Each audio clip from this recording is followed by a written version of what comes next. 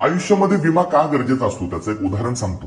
अजितदादांच्या झालेल्या विमान अपघातामध्ये त्यांचे बॉडीगार्ड विदीप जाधव यांचाही अंत झाला. विदीप जाधव हे मुंबई पोलीस दलामध्ये कार्यरत होते. त्यांचे वडील आजारी असल्यामुळे त्यांना उपचारासाठी गावी फलटणला न्यायचं होतं. बारामतीवरून गाव जवळ पडतं म्हणून विदीप यांनी आवर्जून 28 तारखेच्या दौऱ्याची ड्युटी घेतली होती. दादांनाही त्यांनी सांगितलं होतं की साहेब ड्युटी संपून मला गावी जायचंय. पण विमान अपघात झाला आणि वडिलांना भेटण्याचं त्यांचं स्वप्न अधुरच राहिलं.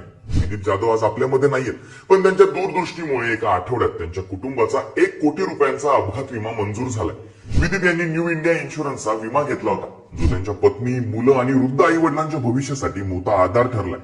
संकट कधीच सांगून येत नाही, पण अशा वेळी कुटुंबाची वाताहत होऊ नये हे विदीप यांच्याकडून शिकण्यासारखं आहे. आज उपमुख्यमंत्री सुनेत्रा पवार यांनी किंवा बऱ्याच नेत्यांनी विदीप यांच्या कुटुंबाला मदतीचं आश्वासन दिलं असलं तरी जी लोक मिडल क्लास फॅमिली मधून येतात किंवा ज्या लोकांना अशी पॉलिटिकल मदत मिळत नाही त्यांच्यासाठी विमा हा एक चांगला ऑप्शन असतो. कारण घरचा कर्ता पुरुष जाण्याने कुटुंब कोसळू शकतं आणि त्यासाठी या विमाची चांगलीच मदत होऊ शकते. बऱ्याच जणांना असं वाटतं की मला काय होणार आहे, मी एकदम फिट आहे, काय गरज आहे इन्शुरन्सची.